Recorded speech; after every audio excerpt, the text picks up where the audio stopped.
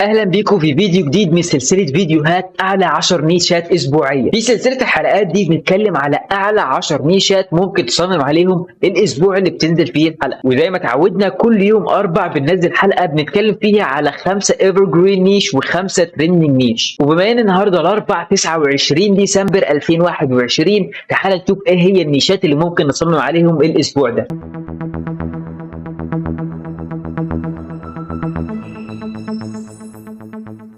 السلام عليكم ورحمة الله. أنا اسمي إبراهيم ظاهر. لو دي أول مرة ليك هنا في القناة فأنا بعمل فيديوهات وكورسات عن الأونلاين بيزنس وإزاي تعمل فلوس على الإنترنت، وبالأخص بالطباعة عند الطلب والتسويق الإلكتروني. فلو أنت مهتم بواحد من المجالين دول ما تنساش تعمل لايك على الفيديو، تشترك في القناة وتفعل الجرس علشان يوصلك كل جديد. القناة دي أنا فتحتها يوم 17 يناير 2021، ولحد النهاردة عملنا أكتر من 122 فيديو اتكلمنا فيها على كل حاجة في مجال البرنت أون ديماند، وعملنا فيديوهات كتيرة بتساعد الناس وتوصلنا مع ناس كتير واتكلمت مع ناس كتير سواء هنا على اليوتيوب أو حتى على السوشيال ميديا.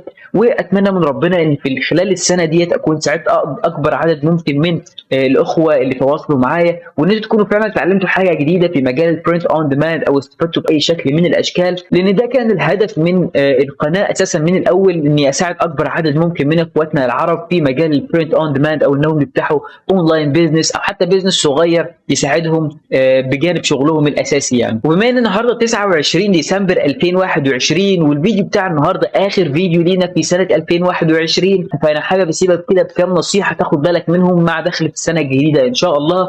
دايما يا اخي الكريم مفيش وقت مثالي انك تبتدي اي حاجه. لو انت عندك مشروع عايز تبتديه، اونلاين بيزنس عايز تبتديه، لو انت عايز تشتغل في مجال البرنت اون ديماند، تفتح قناه، تتعلم حاجه جديده، تاخد كورس من الكورسات او تتعلم لغه، مهما كان اللي انت ناوي تعمله او بتفكر او بتخطط ان انت تعمله بقالك فتره، مفيش وقت مثالي ان انت تبتدي فيه. كل اللي عليك انك تاخد اول خطوه وتبتدي على طول في اللي انت عايز تعمله او بتفكر فيه، وربنا ان شاء الله هيوفقك وهتشوف نتائج شغلك في اقرب وقت. اما بقى بالنسبه لتاني نصيحه، فانت لو عندك او في قدرتك انك تساعد اي حد ساعده، سواء في مجال البيزنس او حتى في خارج مجال البيزنس في الحياه الطبيعيه، لو تقدر تساعد حد ساعده، لان حتى لو هو نسي مساعدتك ديت فربنا ما بينساش. نرجع بقى لموضوع فيديو النهارده، وزي ما تعودنا يا اخي الكريم انا عليا اعمل ريسيرش على النيشات اللي عليها منافسه قليله واللي انت ممكن تحقق منها مبيعات، وانت عليك تعمل ريسيرش على الكوبي رايت والتريد مارك، وبعد كده تبتدي تصميم.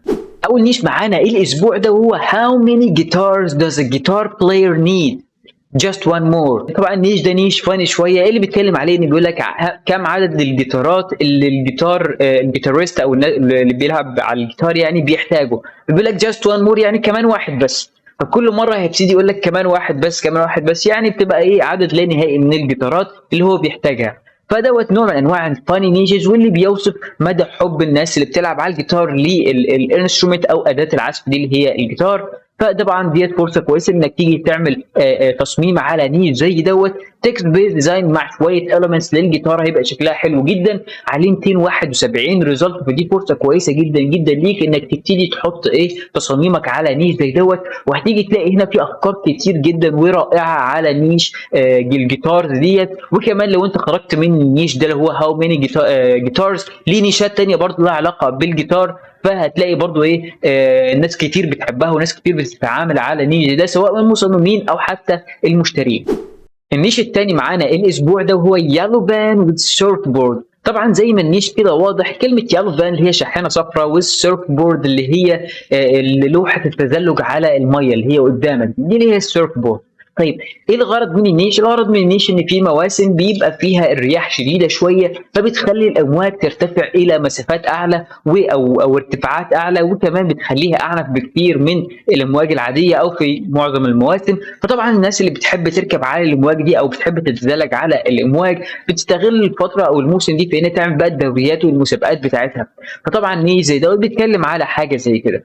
كل اللي انت محتاجه هو صوره للوايت فان وعليها سيرفنج بوردز فوقيها، وممكن تكتب بقى اي حاجه غير يالو فان والسيرف بورد. يعني دوت مش ده وصف النيش، ما هواش اللي انت ممكن المفروض تكتبه على التيشيرت. كان ممكن تكتب مثلا سيرفنج تايم، فان تايم، going away for a while مثلا. تكتب اي حاجه، رود تريب، ممكن تكتب اي حاجه على التصميم بتاعك، وهيبقى برضو مثلا هي يالو فان وذ سيرف بورد معاك في التصميم عادي.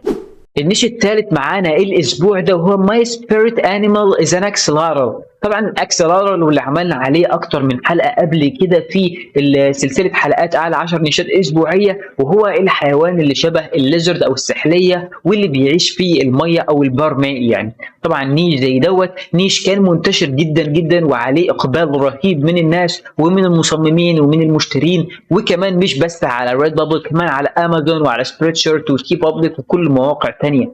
فلما نلاقي تصميم او نيش زي دوت عليه 417 ريزلت بيتكلم عن الاكسلارر، فدي فرصه كويسه جدا جدا ليك انك تيجي تصمم عليه. كل اللي مطلوب منك ماي سبيرت انيمال از ان اكسلارر، هتكتب الكلام دوت وتقوم حاطط الاكسلارر او الحيوان اللي هو الاكسلارر دوت في النص، او تحطه بقى بالشكل اللي يريحك بحيث ان انت تخلي شكل التصميم حلو وفي نفس الوقت يكون بيتكلم على نفس النيش ده. النيش الرابع معانا الاسبوع ده هو yes I really do need all these fishing rods. كلمة فيشنج رودز دي اللي هي صنارة صيد السمك، وطبعا النيش ده بيتكلم على الناس اللي بتحب تطلع رحلات لصيد السمك وبيبقى معاهم سنانير او صنارات كتير جدا لانواع كتير من السمك، او ممكن ان هو يقدر يصيد اكتر من سمكة في نفس الوقت. فطبعا دوت للناس المهووسة او الناس المحترفة اكتر بصيد الاسماك. طبعا نيش زي دوت كل اللي انت محتاجه انك تكتب يس I really do know all these fishing rods، وتحط بقى مثلا ايه كم صناره زي الراجل دوت مثلا كده. شوف فهم الموضوع وحطها بالوان شكلها كويسه. الراجل ده برضو عملها بشكل كويس، ولو ان انا بتهيألي الخط اللي تحت الفوت ده كان المفروض يتغير. هتلاقي بقى في افكار كتيره بقى هنا محطوطه على نيش زي دوت، بس لو انت عرفت وانت بتحط الفيشنج رودز او السنارات السمك دي تحط اكتر من شكل للفيشنج رودز، ما تبقاش نفس الشكل. زي ما انت شايف مثلا هنا هتلاقي في اكتر من شكل للفيشنج رود، كده هتخلي للنيش معنى اعمق واحسن، لان طبعا في انواع كتير جدا للفيشنج رودز والاقتصاد انواع كتير جدا من السمك. طبعا النيش ده هيكون سهل جدا وبسيط انك تصمم عليه وان شاء الله تحقق مبيعات فيه. النيش الخامس معانا الاسبوع ده هو resting and relaxing. resting and relaxing يعني الراحه والاسترخاء. طبعا النيش دوت مش محتاج تعمل فيه اي حاجه غير ان انت تجيب صوره لاي حاجه بتدل على الراحه والاسترخاء، سواء كان مثلا لحيوانات زي مثلا السلاث، قطه نايمه، باندا نايمه، او حتى بني ادمين او سكيلتون اللي هو الهيكل العظمي واحد مريح او مسترخي، فوتوغرافيك بيكتشر لاي مثلا برضه نوع من انواع الحيوانات، او الكرتون او اي حاجه بتدل على الريستنج اند ريلاكسنج او الراحه والاسترخاء، هتكون كويسه جدا وهتشتغل على نيش زي دوت. وطبعا مش لازم تكتب ريستنج اند ريلاكسنج زي طبعا العاده في كل نيش، او الناس اللي بتعمل مثلا التصاميم اللي زي ديت ممكن تكتب اي حاجه تدل على الريستنج او ريلاكسنج، يعني جاست تشيلينج مثلا، حاجه زي كده برضه تشتغل. اي حاجه تدل على الريستنج اند ريلاكسنج هتكون برضه كويسه جدا وهتشتغل على النيش زي ده. الخمس نيشات اللي جايين ان شاء الله هيكونوا ايفر جرين نيش، فخد بالك. ولو استفدت اي حاجه لحد دلوقتي من الفيديو ما تنساش تدعمني بلايك على الفيديو وتشترك في القناه وتفعل الجرس.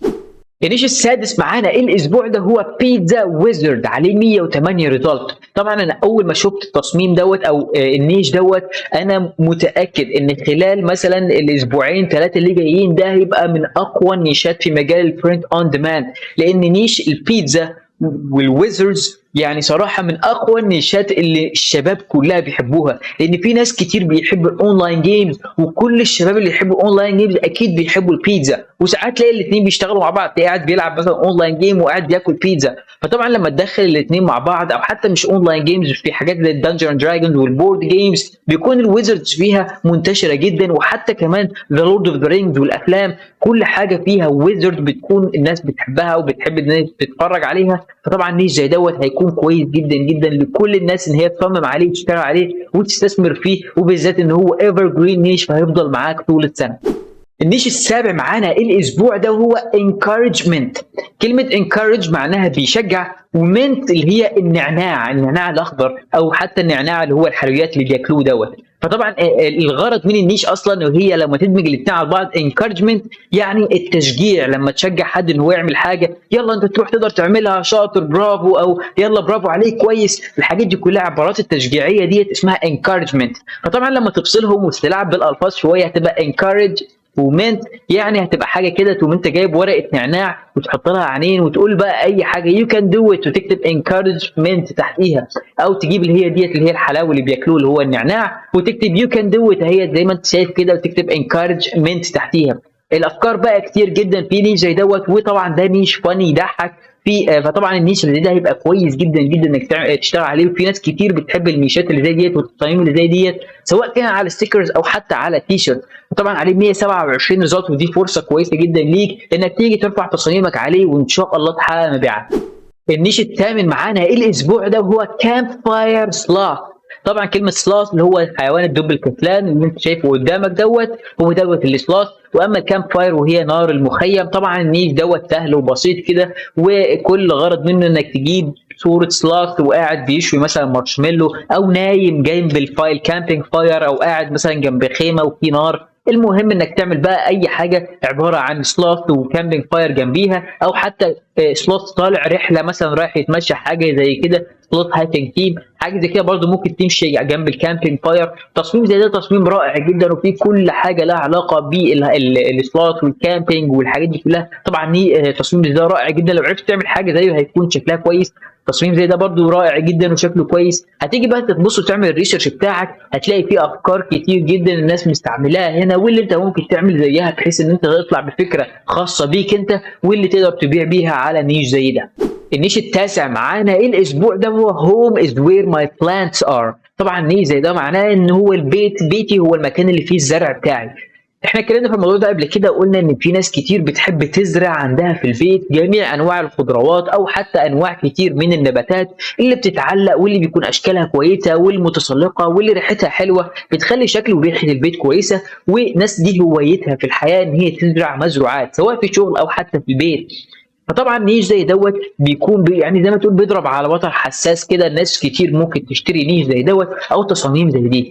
هتيجي تشوف هتلاقي في ناس كتير ابدعت الصراحه في التصميم على نيش زي ده. تصميم زي ده سيمبل جدا وبسيط، تصميم زي ده شكله كويس. حاجه زي كده في ناس كتير بقى عاملينها على ستيكرز وعلى تي شيرتس وشكلها كويس جدا وسيمبل، وفي ناس حاطين بقى صور معقده وصور كتيره يعني شكلها رائع جدا ومستوى تاني من التصميم. تقدر انت تيجي تشوف وتعمل الريسيرش بتاعك وتشوف انت تقدر تعمل ايه، او تقدر تعمل ايه التصميم اللي انت ممكن تعمل زيه ويكون فكرتك الخاصه انت، بحيث ان انت تقدر تبيع على نيش زي ده.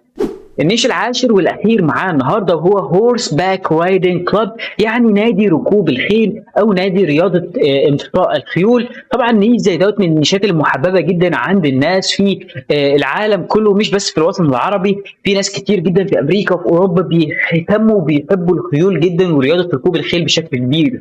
فطبعا نيش زي دوت هورس باك رايدنج ده النيش الاساسي، هيقدر يتفرع منه سب نيشز كتير، زي مثلا احنا قلنا هو هورس باك رايدنج education is important but horseback riding is important. حاجه زي كده. طبعا ده اللي يعتبر السب نيش من النيش الاساسي اللي هو الهورس باك رايدنج. طبعا تيجي تعمل بقى الريسيرش بتاعك هنا على النيش وتشوف اكتر حاجه انت تقدر تعملها بشكل كويس وتعبر فعلا عن نيش الهورس باك رايدنج، وفي نفس الوقت تكون سب نيش من النيش اللي احنا اتكلمنا عليه. حاجه زي كده جرامبي اولد هورس باك رايدر كلاب، طبعا حاجه زي كده برضو يعتبر من سب نيش. الحاجات دي كلها تيجي تبقى تدور عليها وتعمل تصميم فعلا يبيع على نيش زي دوت. بس حط في دماغك ان في ناس كتير بتنافس في مجال الهورس باك رايدنج او الهورس بشكل عام او نيش الهورس يعني. فطبعا لازم الحاجه اللي تطلع من تحت ايدك تكون حاجه احترافيه وشكلها رائع جدا. تصميم زي ده شكله كويس جدا وحلو. تصميم زي ده على قد ما هو سيمبل بس شكله كويس جدا وممكن يلفت الانتباه. حاجه زي كده برضه شكلها كويس وحلو. المهم انك تعمل حاجه فعلا تلفت الانتباه وتقدر تبيع بيها على النيش زي ده.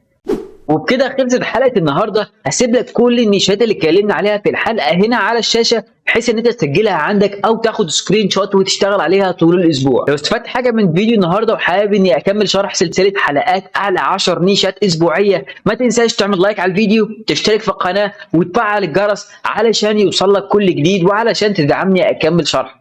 اما بقى لو عندك اي سؤال او اي استفسار في حلقه النهارده في الحلقات اللي فاتت او حتى اقتراح للحلقات اللي جايه، سيبها لي تحت في الكومنتس او تواصل معايا على السوشيال ميديا فيسبوك انستجرام او تويتر، وانا ان شاء الله هرد عليك واساعدك بكل اللي اقدر عليه.